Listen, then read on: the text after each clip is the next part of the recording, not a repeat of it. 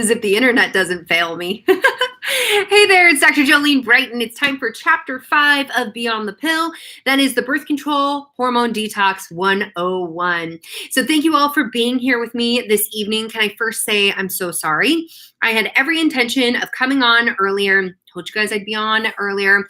And yet here I am in LA. I'm at the Bulletproof Conference, hanging out with awesome people, doing awesome interviews. There's a new documentary coming up. You're going to be able to catch me with Emily from Sex with Emily on her podcast soon. All kinds of cool stuff. But I got caught in traffic.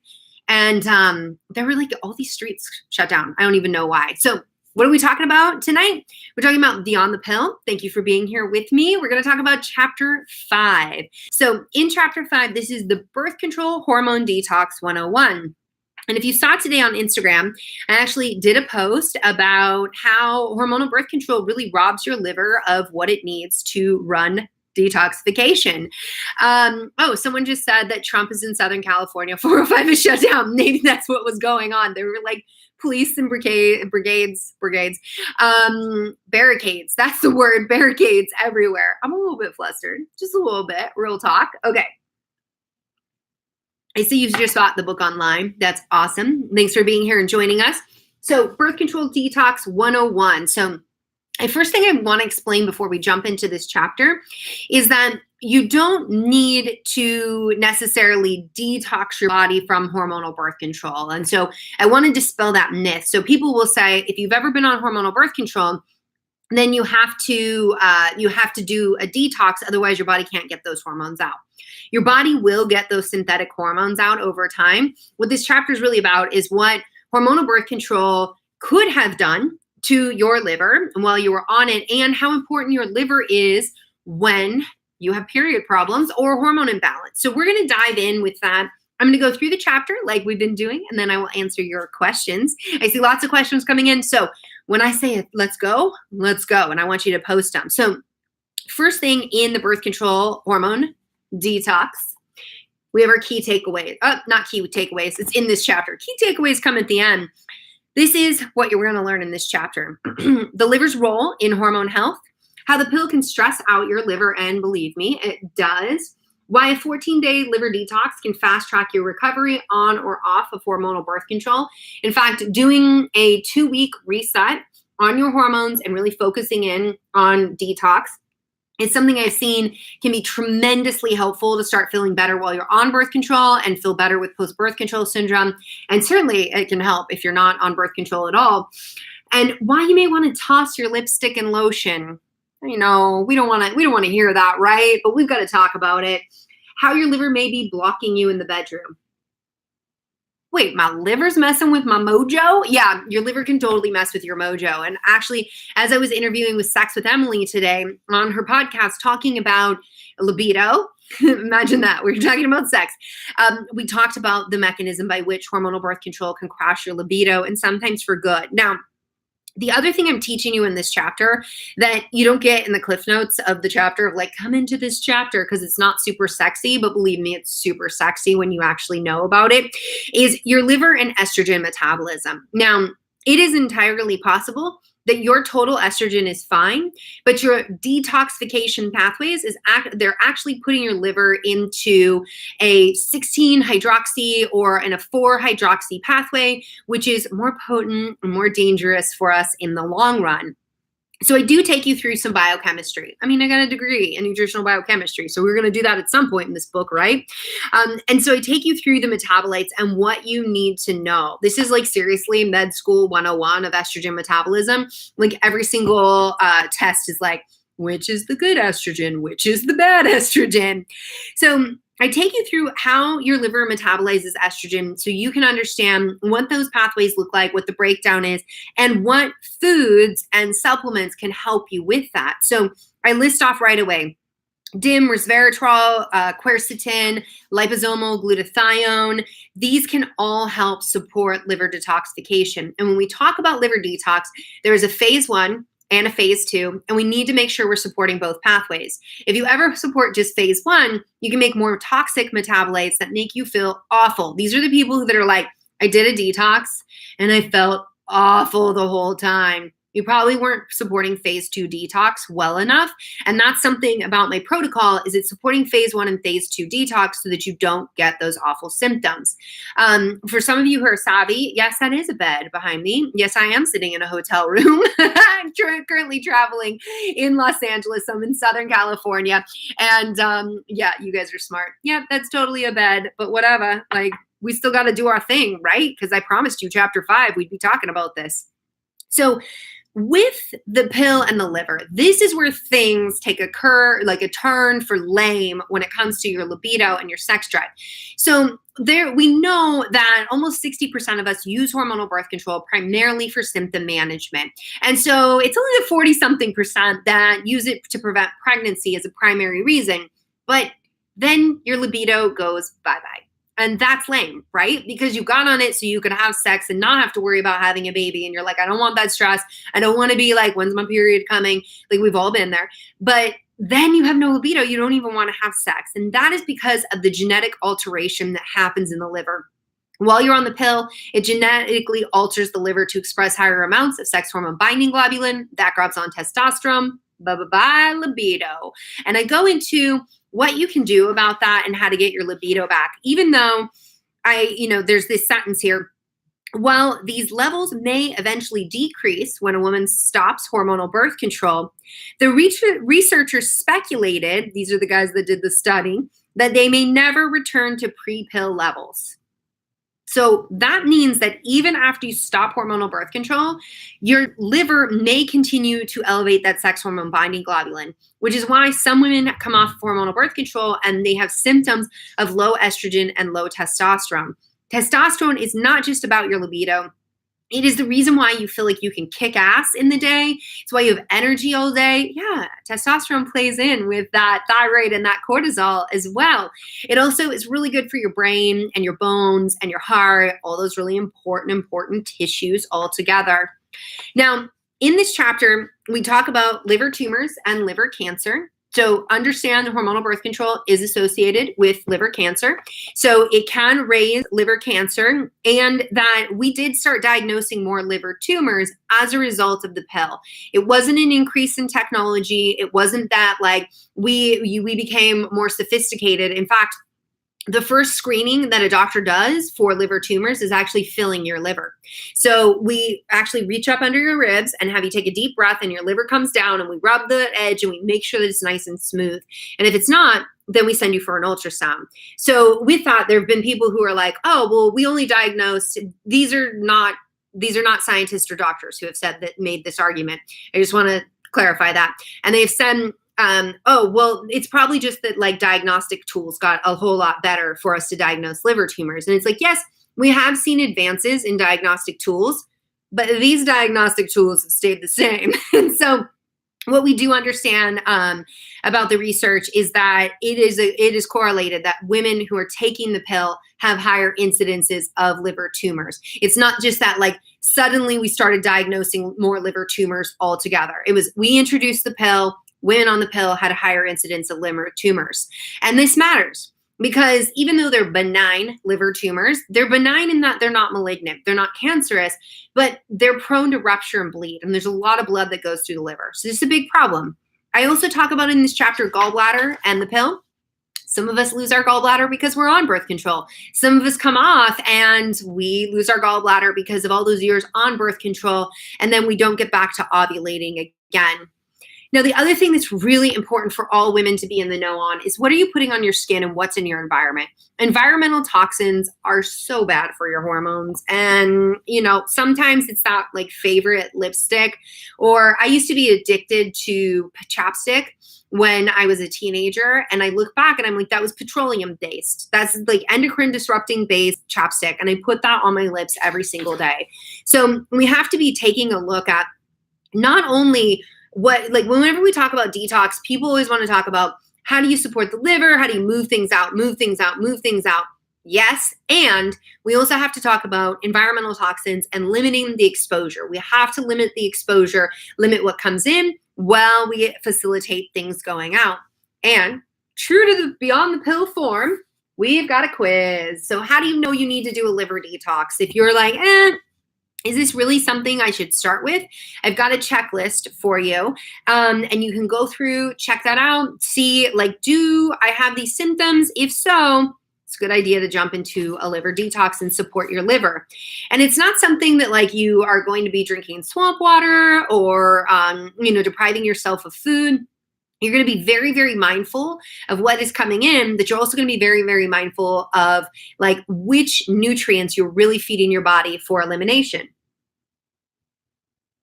You're also going to be mindful about water. So if you caught me live yesterday, I was telling you about how I drink a lot more water on days I travel. That's because I'm exposed to foods and planes and all kinds of environmental toxins I have no control over.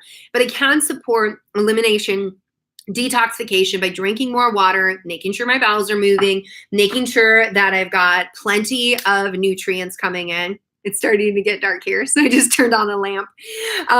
So in this chapter, I go through the complete 14-day detox, what you need to go through. I list out the nutrients that you can consider for supporting your liver. I take you through the foods. So high quality protein, healthy fat, proper hydration. We were talking about that. And we start taking out foods that burden the liver. Alcohol, guys, we got to take it out for a minute. Alcohol is really, really hard on the liver. And if you're on birth control and you're trying to feel better, you got to take it out for at least 2 weeks. At least 2 weeks. Now, when it comes to reducing the toxic burden in your environment, I take you through some ways to do that. And then we have our key takeaways at the end of the chapter. And we'll be talking about gut health tomorrow. I know there were lots of gut health questions coming in. We talk about the liver first, and then we go into the gut. So the liver, with hormonal birth control in particular, takes a really big hit. And your liver is not just about detoxification. In fact, it is about blood sugar regulation, nutrient absorption, and there is like so much that your liver does, and we probably don't even know it all yet. But once your liver packages up the estrogen to move it out, or any of these toxins, and it's going through the bile, then this is why your gallbladder is important, then you're going to poop it out. You're going to get it through your gut. So tomorrow we're going to be talking about the gut check chapter.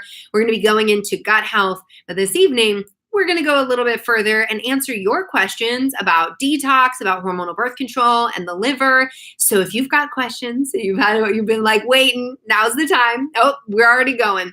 What's my opinion on metformin for PCOS, diagnosed today, declined birth control, which I give thanks to you and your book for the knowledge, because knowledge is power. Word, Brittany, knowledge is power. So Brittany, in the metabolic mayhem chapter where we're reversing metabolic mayhem, that's where we talk about natural ways to optimize blood sugar. It may be necessary to use metformin for a period of time to help stabilize. It just depends on where your blood sugar is at. If you are having really high, blood sugar, and it's starting to affect your brain, and it'll affect your nerves, and it starts to affect so many tissues, you may want to use metformin for a period of time while you work on the diet and lifestyle therapies to really bring everything back into balance as soon as possible. The other thing that works quite well as a alternative to metformin is berberine. And you can talk to your doctor about maybe using berberine instead. You can reverse blood sugar issues and diabetes in some people in a matter of 30 days. So it may be something where you use the metformin now, and then you talk to your doctor about how could I transition off in the future while I work on these other factors, because PCOS is really rooted in inflammation and blood sugar dysregulation. And so part of getting the hormones back on track is really taking care of that insulin as well. What can I do to prevent post-pill symptoms? Boom. There's a whole book here on it. Have you read the book? Because the book is taking you through very choose your own adventure, so to speak, individualized protocols in which you check boxes, you figure out what you need to do next, and then I give you a whole protocol in the back. You're feeling overwhelmed by how many supplements you might need. I think it's in regards to gut health. I had 5 to 7 things. So sometimes when we are in a healing phase, we have to go higher on supplements than what we would expect. And because we don't grow up in a culture where we take supplements, a lot of us, I've definitely been there as well, feel like, oh, if I'm taking if I have to take like supplements 3 times a day, it's a lot. and you choose. Like, you can take supplements or you can take medications. It's up to you. You really need to have your diet and lifestyle as a foundation. That's a non-negotiable in all of this. But with that, in terms of supplements, if you're talking specifically like, oh, I need these gut healing supplements, for example, or liver detox supplements, that is usually a finite period of time. That's not long term. So you also want to be looking at supplements of like, am I going to have to be on this forever? Or is this just like during a healing phase? I'm going to use this for a period of time, and then I will go ahead and transfer off and maybe I'll do something different. Will your line of supplements cover the list of the supplements? Not totally sure what you're asking me there, Pam, but the supplement line I have, the Dr. Brighten supplement line, is listed in Beyond the Pill, and I do have that in there, and it's in the tables. And I also give alternative supplements as well. Can chaste tree cause problems rather than help us? It's possible. If you are doing, like, if you're taking high doses of chaste tree, you're taking it at the wrong time, or if you are, if you're not in need of actually helping your progesterone or needing chaste tree, some of these supplements can be like really mega dose chaste tree, and that can be too much. So instead of taking so many, is what you're asking about the supplement list. Yeah. So when you take the quiz in the book, then it'll get you dialed in of like what supplements like should you consider taking. So the table in the book is not like take all the supplements. It's not like just take all the supplements. There's quizzes in there to help you really get dialed in with that. And the supplement tables I'm talking about right here, they actually reference the hormone quiz that you take in chapter 1. And that hormone quiz is to help you understand, like, do I have too much testosterone? Do I have too much estrogen? And then figure out from there, with too much testosterone, I, recommend a couple of, supplements in there that like, so I was going to say like the omega plus or omega 3, my line's omega plus. That's something that you might want to stay with, long term, because it can be beneficial just depending on your life and what you need. You are welcome. Thank you for saying thank you. How do you take the quiz if you bought the Audible? You need to contact which company you bought the Audible from. So if you bought it on Amazon, if you bought it on iTunes, anything like that, contact them. They should have PDFs. They don't give the author the PDFs. So I wrote the book and I wrote the quiz, and they don't give me these PDFs. And so it's actually the publisher and the Audible company. So Audible or any of the audio versions, they have an agreement, and then you just contact their customer service and they should be able to help you with that. You recently came off the pill. You have high sex hormone binding globulin. So, low ferritin, hair has been falling out. So definitely go back and listen to the video that I did on Take Back Your Period. That was yesterday's video, chapter 4. And with that, I talk about hair loss, and low ferritin can be a cause of hair loss, as can thyroid issues. Sex hormone binding globulin being high, that's what we're talking about tonight in the Take Back Your Period. Take Back Your Period is the one I'm telling you to go read. We're talking about the Hormone Detox 101. Healing process after approximately, how long is the healing process after stopping birth control? That really depends. So what I tell women is that for as long as you were on hormonal birth control, so let's say you were on it for 10 years, you're going to need to spend at least 10 months really supporting your body. Now, does that mean that you won't feel good for 10 months? No, but you can think like, okay, I was on a medication for an entire decade of my life. It's going to take some time to support your body in making that transition and undoing the effects that it's had. My gynecologist says I don't need any vitamins while on the pill. What? Hence, she doesn't. What? For real? Okay, sorry. Hence, she doesn't advise only vitamin D and maybe selenium. Can a prenatal complex harm me? How can I know if I have a deficiency? By the time you have a nutrient deficiency, it is too late a lot of the times. By the time you have a nutrient deficiency, you're often being met with medications instead of somebody. So let's understand this for a second. your gynecologist very unlikely had sufficient training in nutrition. And I say this because most conventional medical doctors only receive about a quarter. We're talking about 9 to 12 weeks, maybe, of education around nutrition. So I will tell you, as somebody who is a doctor, but also has studied nutritional biochemistry and is has clinical nutrition training, you absolutely do need to have a multivitamin or prenatal while you're on hormonal birth control. So your gynecologist is like, you don't need any vitamins while you're on the pill. Your gynecologist needs to go back to the 1970s and read the studies that were coming out then. It's irrefutable. It's irrefutable. The amount of studies that we have that say this. In didactic training for registered dietitians, they are trained to recommend that women replace the nutrients that are being depleted by hormonal birth control. And if you're on metformin, which depletes B12, doctors recommend B12. If you're on a statin, which depletes CoQ10, your doctors recommend CoQ10. But if you're on hormonal birth control, the pill, which depletes selenium, magnesium, zinc, vitamin A, vitamin C, B12, folate, like that could keep going here. Like this is a problem, right? You need to replenish those nutrient stores. You can't out diet hormonal birth control, especially with the state of our current food system. But in addition to that, what troubles me, why I had a little freak out moment there, is for a gynecologist. Okay, gynecologist is an OB gynecologist. They are trained to catch babies. They are trained all around pregnancy.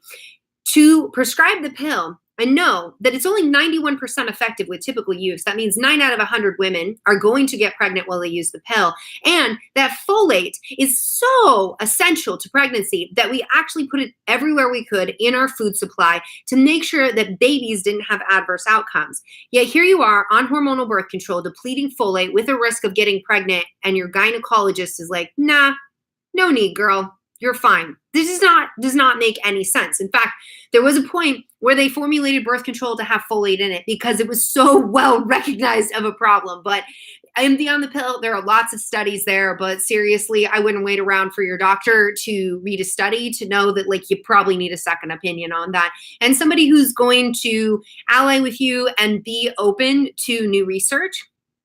Key things whenever people are like, what should I look for in a doctor? I'm like, humility and curiosity. They should be humble enough to know that they're not always going to be right. We can't be, because that's just the nature of practicing medicine. And also curious enough to want to hear your story and want to investigate what is actually going on with you. So what brand of multivitamin do I suggest? So when it comes to multivitamins, so it depends on where you're at in your life cycle when I recommend that women use a prenatal or they use a multivitamin. So you'll find on page 246 that I talk about multivitamin and prenatal options. So I have at drbrighten.com, I have the women's twice a day multi, and then I have my prenatal plus. And then the other ones that I recommend, if you're thinking about a prenatal, is Seeking Health's prenatal. That's my good friend, Dr. Ben Lynch, has a great prenatal. And then Innate makes a good prenatal, Baby and Me. Those are two companies that make solid multivitamins that I would say consider those companies or a prenatal. I love your precision in answering and sense of humor. Thank you. Yeah. Well, we just have to kind of laugh about these things sometimes. Otherwise we go crazy, right? So yeah, we just have a good time with it. So becoming more common after a few months, if I miss 1 or 2 pills and take a pill to get back on track, I start my period 2 to 3 weeks early, or at least abnormal bleeding, but continues. I'm not sure what the question was in there, but if you miss your pill and you miss your pill enough that you start having irregular bleeding, then I wouldn't trust it.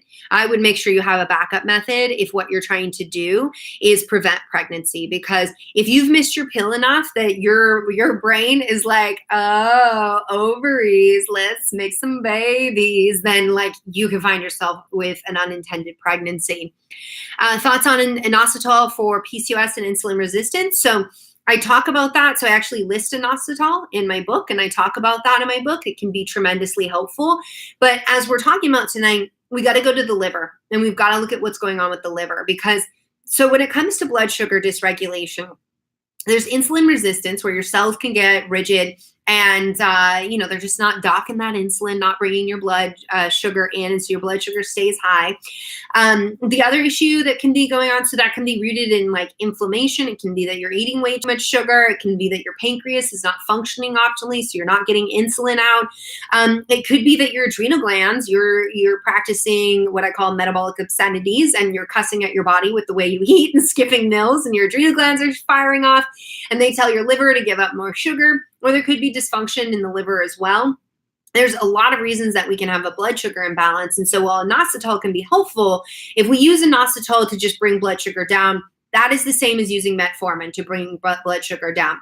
It can be helpful, and it may be something that you need long term, but we still have to ask why. What's the mechanism that's driving the blood sugar imbalance? So we just ask why, like that annoying little 4-year-old I used to be, and that my son was. He still is sometimes, but you just have to keep asking why. And so inositol can be really, really helpful. But in addition to that, you want to make sure that like you don't have issues with inflammation or something else going on that could be contributing to blood sugar dysregulation, and that you're really covering like all of the reasons that you could have that. Because so often we try to look for the one thing and address the one thing, but most of our chronic conditions are multifactorial, meaning that we have to just ask why and look more. Can your blood sugar become imbalanced if most of your sugar comes from fruit? I mean, it can. It's possible. It just depends on what's going on. If you are eating like 6 servings of fruit a day, or you're eating bananas on an empty stomach and things like that, then totally plausible. Just so you guys know, fruit's not bad for you. I actually have some blackberries right here I was munching on. I was setting up the internet in my room, and I was like, I need a quick snack, and I eat some blackberries. For people asking questions about the quiz, there is a video on IGTV and a video on YouTube dedicated to answering your questions about the quiz results on Beyond the Pill.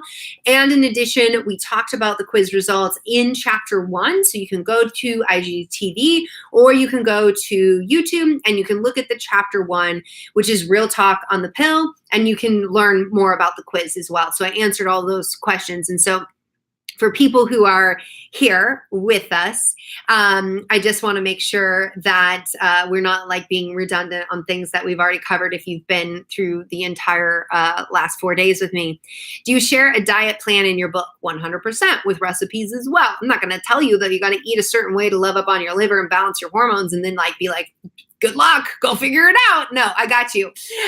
So I gave you recipes, I gave you meal plans, and really making sure to get it all dialed in so you can be as successful as possible. Was my take on milk thistle for liver detox and selenium and zinc. Just finishing these supplements before I purchase yours. Milk thistle, I think, is a great herb. It actually helps with, so there's your cells in your liver are called hepatocytes. Milk thistle helps with hepatocyte regeneration, makes your hepatocytes, your liver cells, really healthy. So yeah, I've used milk thistle. I've actually used milk thistle in patients who have elevated ALT and AST, and that is elevated liver enzymes. That's not a good sign of things. This light is like hilarious right now. I like YouTube, I look pretty okay. Instagram, I'm like, one side of me is orange and one side's not. Like, two-tone. With that, I've used milk thistle, and patients have been really successful in bringing down liver enzymes, healing their liver. It's a great herb, and I do talk about it in Beyond the Pill. Zinc and selenium, fantastic herbs. You can't supplement with zinc without running into a risk of copper depletion. So we want to make sure if we're supplementing with zinc, we also have copper coming in as well. Selenium is excellent, excellent nutrient, so great for your thyroid, and we're going to talk about that soon in the thyroid chapter.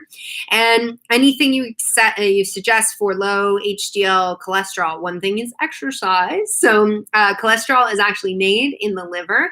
And, contrary to still popular belief, I'm really shocked it's 2019, and this is still a belief, is that like dietary cholesterol is going to cause like you to have high cholesterol, when in fact it's the sourcing of dietary cholesterol, it's the health of your liver, it's the environmental toxins, it's the inflammation.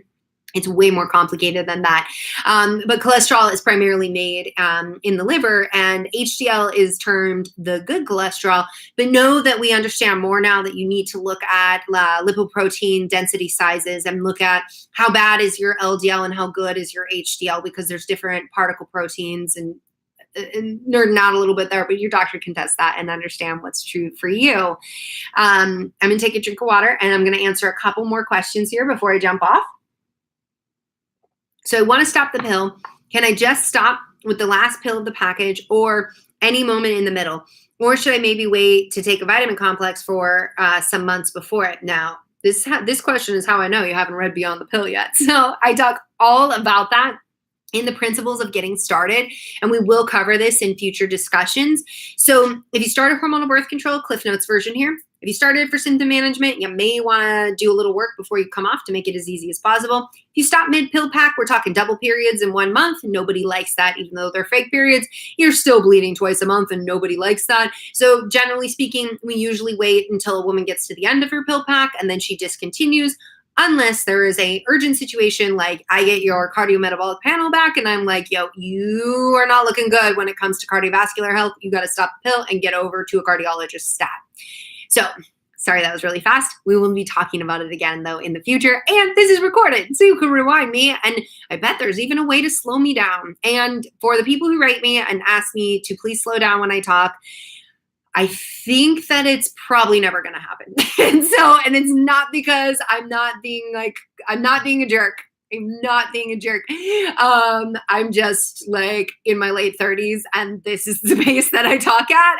And I'm like, I feel kind of bad for saying it, but I'm like, this is how I talk. But we record it, so you can go back and listen to it. But I totally understand when people are like, you're talking so fast. And I'm like, I know, I talk really fast. And actually, a lot of the time, I'm slowing things down. And my entire team makes jokes about, like, we use a walkie-talkie app. And I listen to them on like 3 times the speed. And they all make jokes about how they can't slow me down. And I'm already talking like it's 4 times the speed. It's a chronic Dr. Brighten problem. What are your thoughts on very heavy periods due to premenopause? I think, okay, perimenopause. So with that, you'll want to go and listen to number 4, chapter 4, Take Back Your Period. We actually talked about menorrhagia. Doesn't matter whether you are perimenopause or, you just started your period. Heavy periods, we have to be investigating similar stuff, doing similar lab testing, and eating the right foods to rebuild our blood. I got celiac disease a year after I started taking the pill. If I stop taking it, can I get rid of celiac? Probably not. So I wish I could say yes. Celiac disease is one of those ones that you can't necessarily reverse once your immune system is primed to gluten. So what happens in celiac disease, you eat gluten, your immune system gets pissed, and it starts destroying the intestinal lining, and you have these little finger-like projections. So your tube, your tube is so much more complicated than you probably know. It actually has these little finger-like projections in it, so it increases surface area so you can absorb more nutrients. I imagine they do this. They just do this all day. This is Dr. Brighten. I'm your gut. In celiac disease, instead of having all of that space to absorb nutrients, it goes like that. And so now food's just going through the tube. You become malnourished. That's big problems. That's worse than the nutrient depletions the pill causes. So odds are, if you got on the pill and it triggered an autoimmune disease, a lot of these autoimmune diseases can be reversed. Celiac disease is not one that I've been able to see reverse, just because, and it's really something that, like, once you kick off that gluten train, you can be 6 months of like highway to hell, literally, like where it's like you had gluten, your celiac disease gets upregulated, and now it's like 6 months of chasing that train down the track where you're like, oh my God, please, trying to get ahead of it. And so it's really not worth it. What is the ideal TSH level? Whenever I look at TSH, and we're going to talk about this coming up in a few chapters, I look at free T4, free T3, and I also look at reverse T3 as well, because we need the entire picture. We in general say in functional medicine, like, oh, 1 to 2. But guess what? Some women are less than 1. They feel awesome. Some women are at 2.5. They feel awesome. So it's all about what's true for you, the context of your symptoms, your story, and recognizing a TSH is one snapshot in time. So you took your blood. That's it. Game over. That's the only time that they see it. And that doesn't account for how you feel like throughout your day or your life cycle. Does having a low BMI make your period shorter? It can. And as I talk about in the Take Back Your Period chapter, that's chapter 4, that can be a cause for short periods, less than 3 days, or amenorrhea. Thank you. Should I get a copper IUD? I don't know you well enough to comment on that. Chapter 13 of the book goes through non-hormonal birth control options, so you would definitely check that out. The discussion on an individualized level of what contraceptive you should use should take place with a qualified healthcare provider. That means someone with a medical license to prescribe these, so that you can have the best information to make the best decision for you. So I'm not trying to withhold information from you. Instead, I want to keep you safe and put you in the know that, like, this is like not the place that like we want to do contraceptive discussions like that, because it's way more nuanced about your history. So is there such thing as a normal TSH range? I mean, yeah, there's a normal TSH range, but there's also like, so we say 1 to 2 is a normal TSH, but who freaking cares what your TSH is when that's a brain hormone talking to your thyroid gland? If like your TSH is fine, but your free T3 is like, you know, down at 2.1, like you're going to feel awful. And so you don't have a TSH issue. So who cares? Your TSH can look normal. Your conversion issue can be the problem. Or it's how we're docking the thyroid on our cells. And we're going to talk more about that in the thyroid chapter. All right. You got copper toxicity from the copper IUD. That can happen in some women. And so as we'll talk about in chapter 13, you want to make sure that you get baseline labs and you chart your symptoms before you start a hormonal birth control or non-hormonal birth control. So you can make sure that everything is dialed in for you. Oh yeah, no, it's all good. I see like the gal that I said like, oh, you haven't read the book yet. And she's like, yeah, no, it just got here. Yeah, you're all good. I just think I'm funny. That's like, when you read the book, you're going to know, you're going to be like, wow, this person really thinks she's funny. And maybe you don't think I'm funny, but that's okay, because when you go set out to write a book, you've got to have some fun in doing it, because it is a long, long journey. So what affects conversion? We will talk about that in the upcoming chapter. So let me give you guys a place like where we're going next. So with thyroid conversion, know that conversion takes place in many organs, and your liver is one of them. And that's what we've been talking about tonight. Chapter 4, birth control, hormone detox 101. Tomorrow we're going into gut check. So we're going to be talking about gut health, another major conversion site for thyroid hormone.